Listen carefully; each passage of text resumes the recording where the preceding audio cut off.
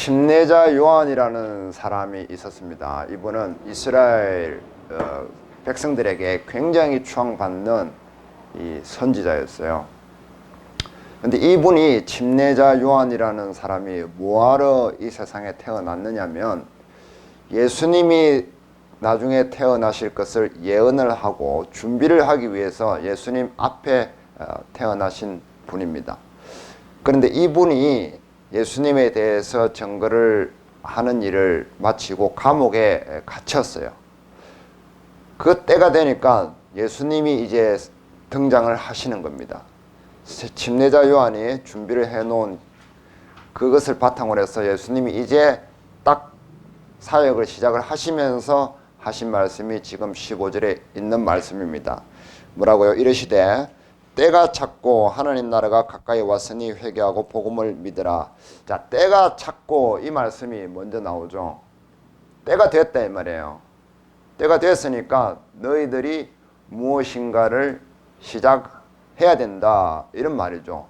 이 때라는 말은 성경이 원래 이스라엘 백성들의 이 기록된 원어가 있단 말이에요. 우리나라 말은 지금은 번역이 된 거고 그 헬라어에 보면은 카이로스라고 되어 있어요. 카이로스. 때라는 말이 어떤 의미냐면요.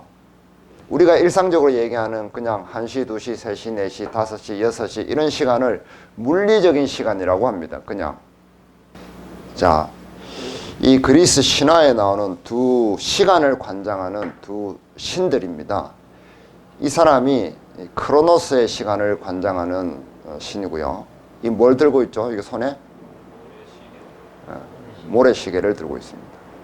자, 이 신은 카이로스라는 신입니다. 뭘 들고 있어요? 저울을 들고 있어요. 그러니까 이 크로노스라는 신은 그냥 1시, 2시, 3시 모래시가 쭉 흘러가는 시간을 관장하는 신이에요. 그런데 이 카이로스라는 신은 왜 이 저울을 들고 있을까요? 이게 시간을 의미하는 거래요. 저울이. 뭘 의미하느냐면 어떤 의미를 얘기해요. 저울은 무게를 얘기하죠. 내 인생의 어떤 무게가 될 만한 사건, 의미 이런 것들이 정해지는 그 시간을 이야기하는 거예요. 예를 들면은 아이가 태어나는 시간. 내가 임신을 했는데 40주가 지나면 애가 태어나잖아요. 그 시간은 카이로스의 시간이라고 하는 거예요. 만약에 내가 누군가 이별을 했다. 참 나에게 힘들게 다가오잖아요. 그런 시간을 카이로스의 시간이라고 하는 거예요. 뭐 전쟁이 탁 일어났다. 전쟁이 일어나가지고 내가 그때 참 험난한 인생길에 접어들었다. 이런 시간들을 카이로스의 시간이라고 하는 겁니다. 내가 졸업하는데 상을 받았다. 수석으로 졸업을 했다. 그때는 참 즐거웠지. 좋았지. 그때는 참 괴로웠지. 참 막막했었지. 이런 시간들 있잖아요. 나에게 무슨 의미가 되는 가치가 있었거나 없었거나 내 인생의 터닝 포인트가 되는 어떤 그런 시간들. 결혼식도 마찬가지고 누군가 헤어졌을 때 그런 시간을 이 카이로스의 시간이라고 합니다. 그래서 이 마가복음 성경에 예수님께서 때가 찼고 라는 말은 이 때라는 말은 크로노스가 아니라 카이로스예요. 그래서 예수님이 지금 우리가 무언가 의미를 담아야 될 그 때가 됐다라고 선포를 이렇게 하시는 겁니다. 그래서 이 때가 됐는데도 불구하고 무엇을 하지 않으면 무슨 문제가 생기겠죠. 애가 40주가 되었는데 태어나야 될 때가 됐어요. 근데 애가 안 태어나면 어떻게 돼요? 문제가 생겨요, 안 생겨요? 산모가 아무 지장 없이 살아갈 수 있나요? 산모도 죽게 됩니다. 애가 태어날 때는 태어나야 되는 거예요. 그래야 문제가 발생하지 않는 겁니다. 그리고 이런 거 있잖아요. 애가 학교에 입학할 나이가 됐는데 학교에 입학을 안 하면 문제가 생겨요, 안 생겨요? 생기죠. 학교에 일정하게 가야 되는데 학교에 가지 않으면 애가 정상적으로 교육을 받지 못하고 자라지 못하는 겁니다. 그래서 이 카이로스의 시간이 되면은 그 때에 맞춰서 해야 될 일들이 있는 거예요. 우리가 그 때를 놓쳐서 가장 낭패를 보는 경우가 뭐가 있을까요? 병원에 갈 때를 놓쳐서 병을 키우는 때가 가장 문제가 많이 되죠. 내 속에서 병이 자라고 있는지 없는지를 모르기 때문에 병원에 갈 때를 놓치는 거예요. 그러니까 생각해 보면 우리는 그 때를 잘 몰라요. 그죠? 모르는데 나의 의지와는 상관없이 그 때가 온단 말이에요. 그래서 내가 그 때를 잘 찾아내면은 내가 살아가는데 유익하지만 그 때를 잘 발견을 하지 못하면 내가 인생 가운데 낭패를 당할 때가 있단 말이에요. 우리나라 암으로 죽는 사람이 얼마나 많습니까? 그리고 심장마비로 죽고 교통사고로 죽는 사람이 얼마나 많아요. 그런데 그때가 내가 사고가 날 때라는 걸 모르기 때문에 사람은 그렇게 죽는 거예요. 그래서 생각해보면 우리는 이 23년 1월 1일이라는 이 크로노스의 시간, 이 물리적인 시간에 의해서 살아가는 것 같지만 결국은 우리 인생은 인생 가운데 어떤 사건이 터질 때마다 그 상황에 휘말려서 우리는 살아가게 된다 이 말이에요. 그러죠? 갑자기 부모님이 돌아가셔서 힘들게 사는 고아들이 있죠. 부모님 돌아가신다는 그 큰 사건이 발생하게 되면은 그때부터는 이 아이의 인생은 확 바뀌게 되는 겁니다.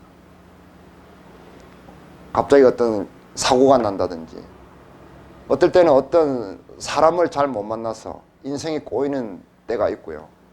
또 어떤 때는 좋은 사람을 만나서 삶이 편안해지는 때도 있어요. 지금 우크라이나에 전쟁이 일어나서 진행되고 있잖아요.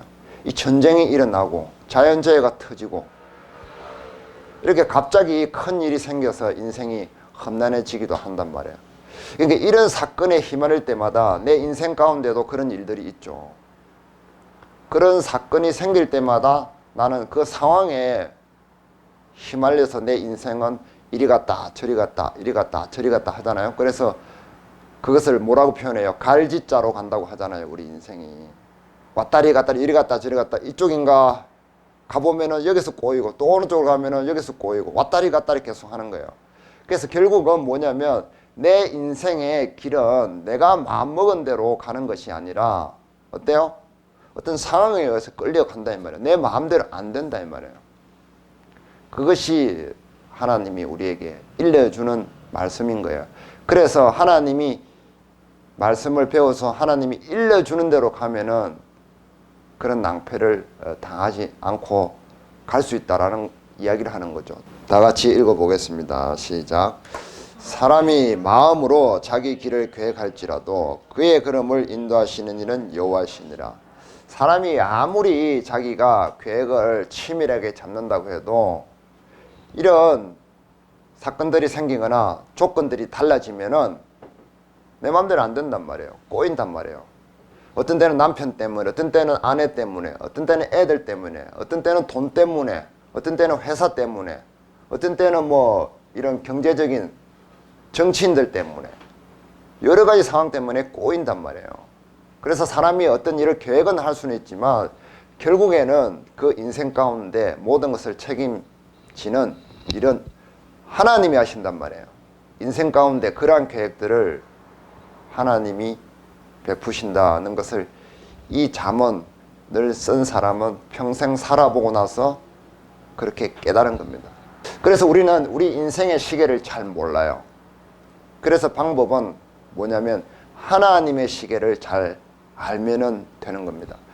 그래서 예수님이 때가 찼고 하나님 나라가 가까웠으니 회개하고 복음을 믿으라고 하는 거죠.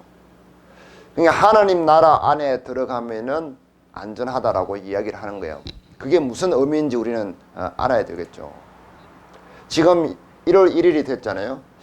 지금 1월 1일이 된 이때에 뭔가 해야 될 일이 있는 거예요. 뭔가 담아야 될 게 있고 뭔가 나눠야 될 게 분명히 있는 겁니다. 그래서 오늘 그것을 생각해 보자는 거죠. 자, 출애굽기 한번 보겠습니다. 출애굽기 23절 같이 읽겠습니다. 모세가 하늘을 향하여 손을 내밀매 캄캄한 흑암이 3일 동안 애굽 온 땅에 있어서 그동안은 사람들이 서로 볼 수 없으며 자기 처소에서 일어나는 자가 없으되 온 이스라엘 자손들이 거주하는 곳에는 빛이 있었더라. 자, 옛날에 이 이스라엘 사람들이 애굽, 지금의 이집트죠. 그 나라에 들어가서 살다가 갑자기 종이 되었어요. 그래서 이 이집트의 왕 이름이 바로인데 한글로는 바라고 영어로는 파라오죠. 파라오. 이 바로가 종을 삼아가지고 거기서 400년 동안 종살이를 하는 겁니다. 이 이집트 사람들에게. 그러니까 이 이스라엘 백성들이 하나님께 부르짖어요. 그러니까 하나님이 모세라는 사람을 세워가지고 이집트에 들어가가지고 이 바로 왕에게서 이스라엘 백성들을 빼내려고 하는 겁니다. 그런데 이 바로 왕이 순순히 이스라엘 백성들을 내주겠어요? 자기들 종이 없어지는데. 그러니까 하나님이 재앙을 내리는 겁니다. 10가지 재앙을 내리는데 8가지 재앙을 내렸는데도 불구하고 이 바로 왕이 이스라엘 백성들을 가라고 하지 않는 겁니다. 내어보내주지 않는 겁니다. 그래서 9번째 재앙이 뭐냐면 흑암 재앙이에요. 그래서 대낮에 이 이집트 온 땅을 캄캄하게 만들어 버리는 겁니다. 대낮에. 자, 우리가 지금 낮이에요, 밤이에요? 낮이죠. 왜 낮이에요? 해가 떠 있으면 뭐가 있어요? 빛이 있죠. 어둠이라는 것은 빛이 사라지면은 어둠이 오는 겁니다. 자, 빛이 있고 없고에 따라서 어둠이 있는 거예요. 빛이 있어서 지금 낮이 되었잖아요. 밤에는 뭐가 없어요? 빛이 없단 말이에요. 태양이 움직여서 다른 데 가기 때문에 빛이 없는 겁니다. 그래서 이 어둠이라는 것은 빛이 있느냐 없느냐에 따라서 결정되는 거예요. 낮인데도 불구하고 하나님이 이스라엘 백성들 사는 데는 빛을 그대로 놔두시고 이 이집트 사람들이 사는 데는 빛을 거둬가신 거예요. 하나님 그렇게 하실 수 있는 거예요. 그게 어려운 게 아닙니다. 빛을 거둬가니까 이집트 사람들이 사는 데는 이렇게 한 치 앞도 볼 수 없어서 이렇게 더듬으면서 다녔어요. 그 재앙을 내렸어요. 그래서 하나님이 빛이시라는 것을 보여주시는 거죠. 그래서 이집트 사람들에게도 보여주시고 이스라엘 사람들에게도 그 빛이 있는 데는 밝고 없는 데는 캄캄하다는 것을 보여주셨습니다. 자, 그러고 난 뒤에도 바로가 말을 안 들어요. 이스라엘 백성들을 내버려 주지 않습니다. 그래서 하나님이 이제 때가 됐다. 그때 때가 됐다라고 말씀을 하시는데요. 자, 11장 그 조금 밑에 보면 11장 있죠. 11장 1절에 보면 하나님께서 여호와께서 모세에게 이르시기를 내가 이제라는 말이 이제 때가 되었다 이 말이에요. 한 가지 재앙을 바로와 애굽에 내린 후에야 그가 너희를 여기서 내보내리라. 그가 너희를 내보낼 때에는 여기서 반드시 다 쫓아내리니 라고 이야기를 하십니다. 자, 이제 때가 되었다 라고 하나님이 모세에게 이야기를 해서 이 모세가 바로 왕에게 가서 무언가를 전합니다. 하나님이 말씀하셨는데 이제 너희들 큰일 났다 라고 전달을 합니다. 그 내용이 뭐냐면 5절 보세요. 5절 보면 제가 읽겠습니다. 애굽 땅에 있는 모든 처음 난 것은 왕위에 앉아있는 파라오 왕이죠. 바로의 장자로부터 장자 맷돌 위에 있는 몸종의 장자와 모든 가축의 처음 난 것까지 죽으리니 애굽 온 땅에 전무후무한 큰 부르짖음이 있으리라. 자, 뭐냐면 하나님이 재앙을 내리시는데 어떤 재앙이냐면 모든 집안에 장자, 큰아들, 짐승까지 첫째 난 짐승까지 싸그리 다 죽여버리는 겁니다. 죽음의 천사가 하나님이 보내신 죽음의 천사가 그 이스라엘 백성들이 사는 애굽 땅 전체를 한밤에 순식간에 다니면서 처음 난 것들을 싸그리 다 죽여버립니다. 큰아들을 싸그리 죽입니다. 그래서 경고를 합니다. 이 소식을 들은, 이 소리를 들은, 모세한테 직접 들은 바로 왕은 반응이 어땠을까요?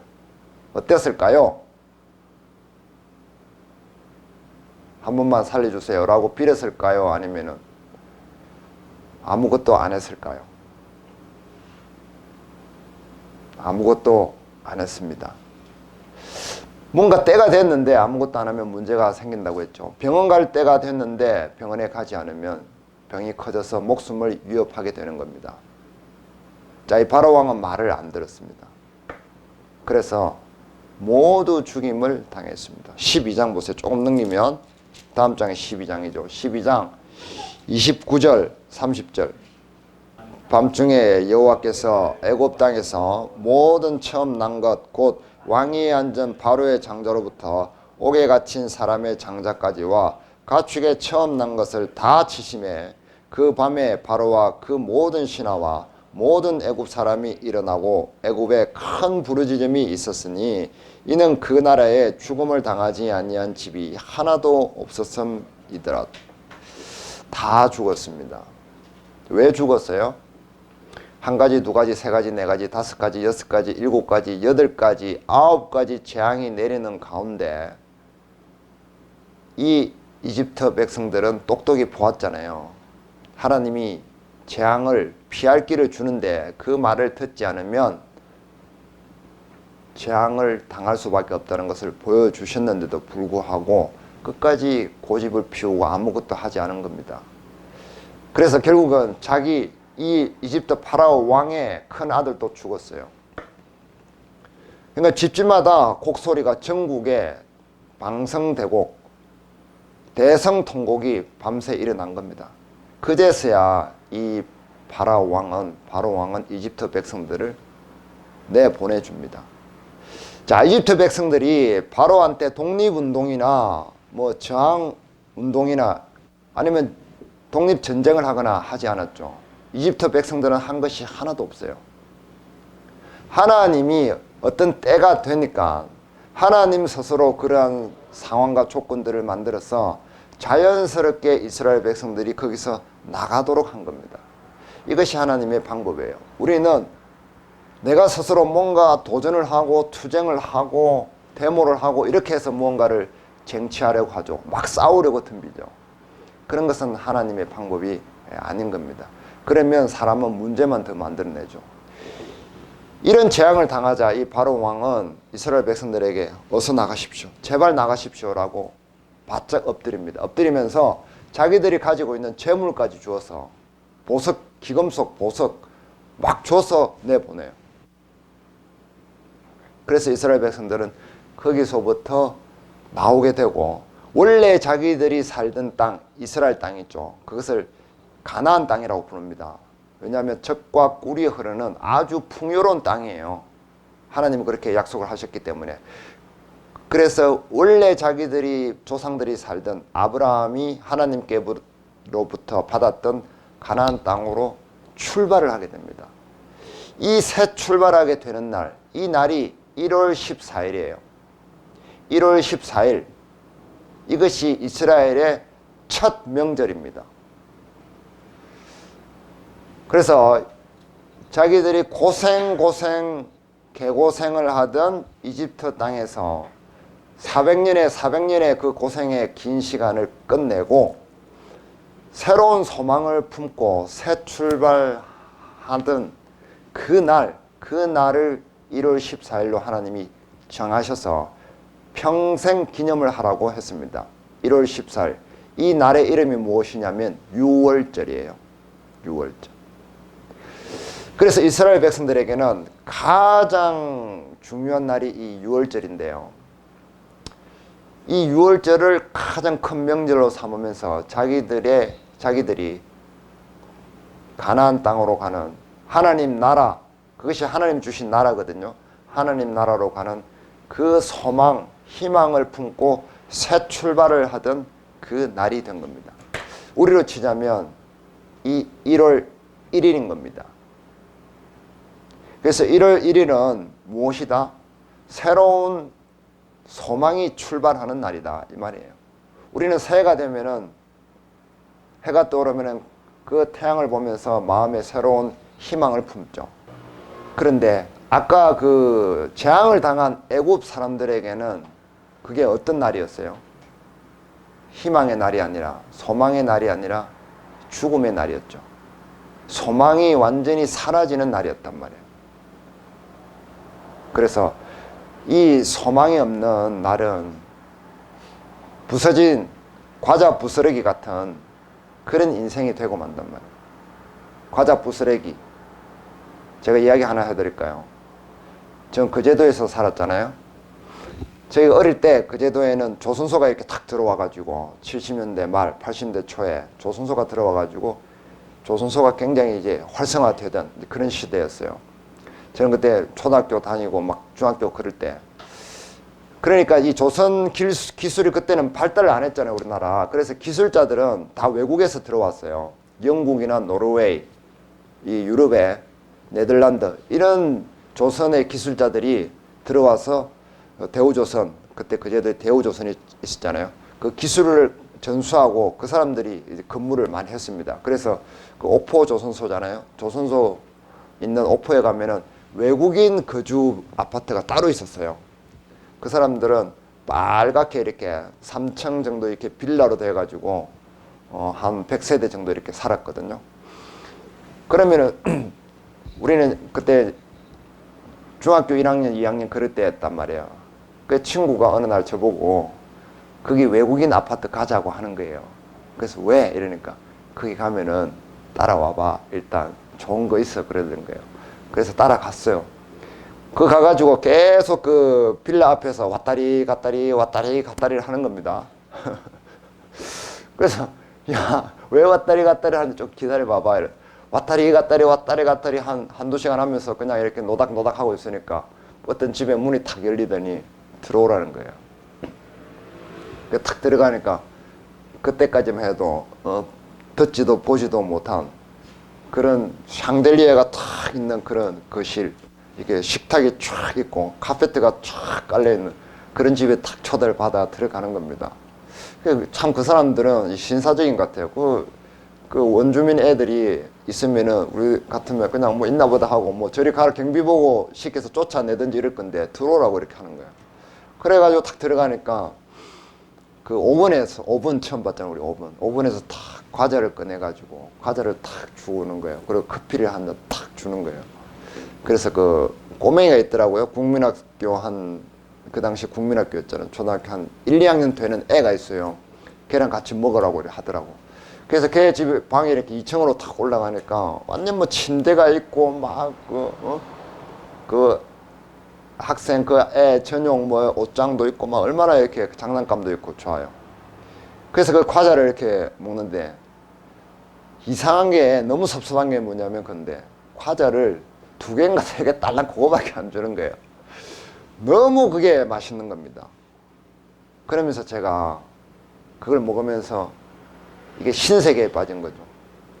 느꼈던, 어린 마음에 느꼈던 게 뭐냐면, 야, 이렇게 사는 사람들도 있구나. 이 차원이 다르게 사는구나. 우리는 그 당시만 해도 뭐 리어카 끌고 다니고 달구지도 있고 막 그랬잖아요. 그런데 이 사람들은 오븐에서 쿠키를 구워가지고 커피랑 유유하게 이렇게 음악을 들으면서 먹는 거예요. 이런 삶이 있다는 것을 그 당시에 처음으로 체험을 하게 된 거죠. TV를 보면 우리는 그냥 이렇게 막 다가오지는 않잖아요. 그냥 부잣집이 저렇게 있나 보다. 근데 내가 막 그곳에 들어가서 체험을 하고 나니까 그게 너무 동경이 되는 거예요. 거기서 나도 나중에 이렇게 살 수 있을까라는 희망을 품게 되더라는 거죠. 그런데 이 하나님의 그 재앙을 무시한 장자들을 다 죽음을 맞이했던 이 애굽 사람들은 내가 거기서 얻어먹는 과자 몇 개 자꾸 얻어먹는 그런 삶을 사는 것과 똑같단 말이에요. 하나님을 모르고 사는 이 세상의 사람들은 그 과자 몇 개, 과자 부시래기 얻어먹는 거기에 매달려서 살아간단 말이에요. 돈 몇 푼 벌어서 좋은 과자 사 먹어야지. 돈 몇 푼 벌어서 좀 좋은 옷 사야지. 돈 몇 푼 벌어서 좀 좋은 차 사야지. 여기에 매달려서 그냥 평생을 사는 거예요. 그러다가 병에 들컥 걸리면은 아이고 나 죽겠네 하는 그런 삶을 산단 말이에요. 가치는 있을지 모르지만 훌륭하지는 않은 겁니다. 하나님 보시기에 의미가 충분히 있지는 않은 겁니다. 사람이 그냥 태어났으니까 동물적으로 사는 것과 같은, 과자 부스러기 하나 주워 먹으려고 사는 것과 같은 그런 삶을 살게 된다는 거죠. 그런 것을 우리는 소망이라고 하지 않아요. 우리의 소망은 하나님께 있는 겁니다. 자, 이 소망이라는 것이 있으면 자동적으로 따라오는 단어가 있어요. 그게 뭔지 알아요? 기대라는 겁니다. 기대. 이것은 뭐냐면 하나님 보시기에 사람에게 바라는 게 있다 이 말이에요. 아까 애굽에서 종살이 하면서 살던 이스라엘 백성들에게 하나님은 무엇을 기대했단 말이에요. 이 사람들을 끄집어내서 하나님이 주고 싶은 풍요로운 땅 가나안 땅에 들어가서 살았으면 좋겠다. 너희가 그 땅에 들어가도록 해라 라고 하는 하나님의 기대가 있었단 말이에요. 이스라엘 백성들은 그 하나님의 기대에 맞게 살아갈 때에 그 소망을 잃지 않고 살아갈 수 있게 된 겁니다. 그래서 이스라엘 백성들은 이 지긋지긋한 이집트에서 탈출해서 가나안 땅에 이제 들어가야 되겠다라는 소망을 품고 새 출발을 했던 거고, 그 애굽 백성들은 그런 소망이 없었기 때문에 하나님의 말씀을 듣지도 않고 장자가 죽는 재앙을 당했던 겁니다. 자, 로마서 볼게요. 우리로 하나님 믿음으로 오늘 성경의 일부로 소망을 가지게 합니다. 예, 끝에 뭐라고요? 뭘 가지게? 성경이 이렇게 기록한 목적이 뭐냐면 하나님이 우리에게 소망을 주시기 위해서 기록을 하셨다고 말씀을 합니다. 그 소망의 그게 내용이 무엇이냐면 5절 함께 읽겠습니다. 시작. 소망이 우리를 부끄럽게 하지 아니하면 우리에게 주신 성령으로 말미암아 하나님의 사랑이 우리 마음에 부음받음이니.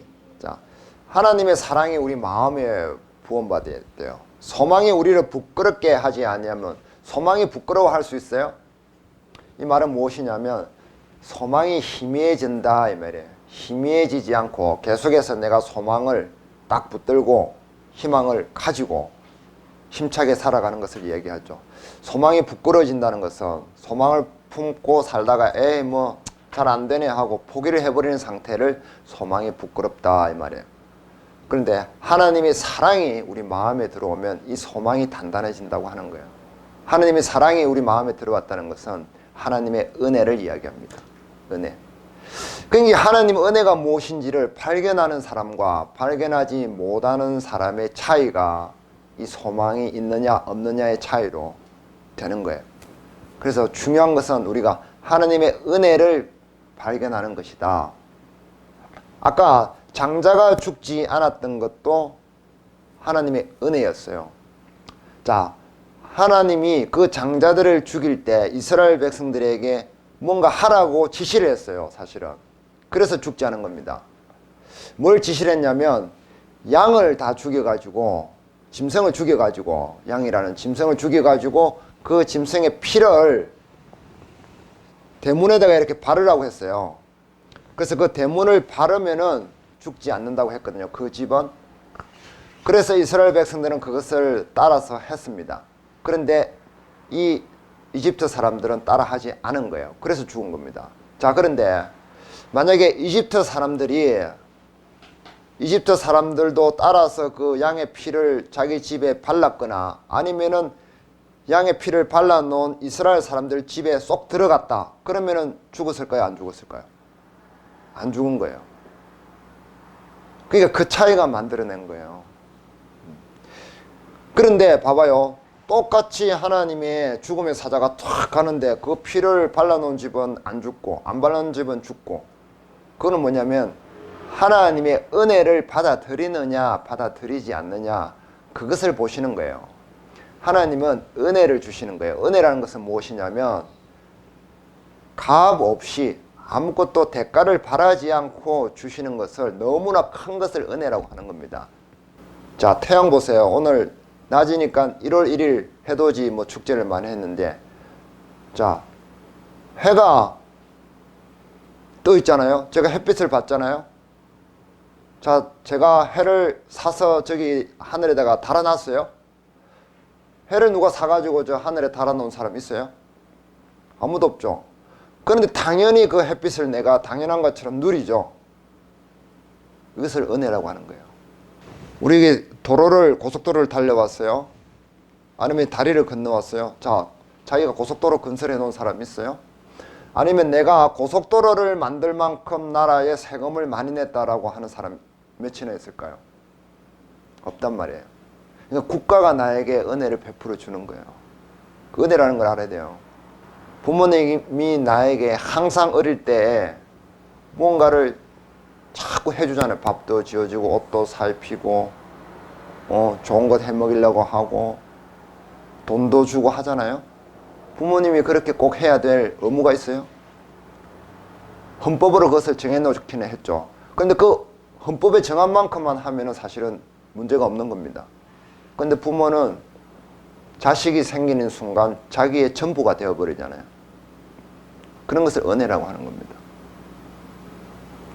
그래서 이 은혜를 생활 속에 우리가 계속해서 누리고 있잖아요. 그런 것들을 조금씩 발견해낼 때 하나님이 보이기 시작하고 하나님이 주신 소망이 우리 가운데 보이기 시작을 합니다.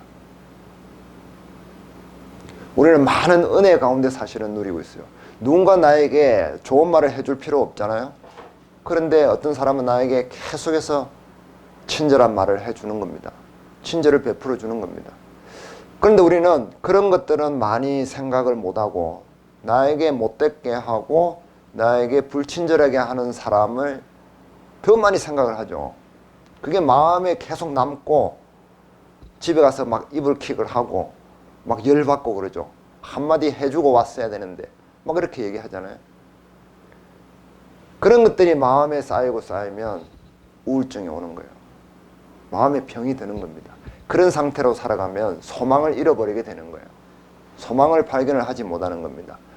그런데 내가 살아가는 가운데 사실은 많은 사람들이 나에게 은혜를 주고 친절을 베풀고 있는 것을 발견을 해내면 해낼수록 그 은혜 뒤에 숨어 계시는 하나님이 보이기 시작하는 겁니다.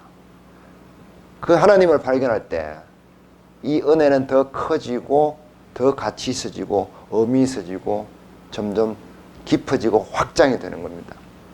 그래서 이 1월 1일은 내가 태양을 사서 걸어놓지 않았는데 저 태양이 나를 비추어줘서 나를 따뜻하게 해주는 것처럼 이 은혜를 발견하는 그 출발점으로 삼자 이 말을 하는 겁니다. 그러면 우리는 소망을 가지고 있을 수 있고 그 소망을 가지고 이 한 해를 꿋꿋하게 살아갈 수가 있게 되는 거예요. 그 소망을 가지고 있는 사람은 과자 부스러기를 먹는 사람이 아니라 애굽 사람들처럼 하나님께 재앙을 당하는 사람이 아니라 하나님의 은혜를 발견하고 풍요로운 삶을 질이 높은 삶을 살아갈 수 있게 된다는 거예요. 나태주라는 시인이 있어요. 키가 조그만하고 초등학교 선생님을 오래 하신 분인데 키도 아주 좁고 볼품이 없어요. 그 시가 너무 이렇게 동화 같은 그런 시를 많이 지어요.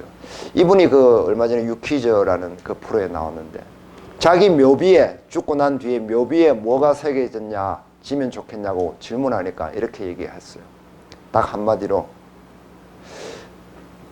나중이 좀 더 나았더라.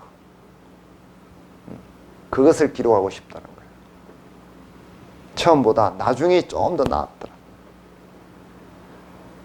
우리는 처음에는 막 거창하다가 나중 가면은 용두사미처럼 흐릿해지고 뭔가 사라지는 경우가 많잖아요. 희미해지는 게 많잖아요.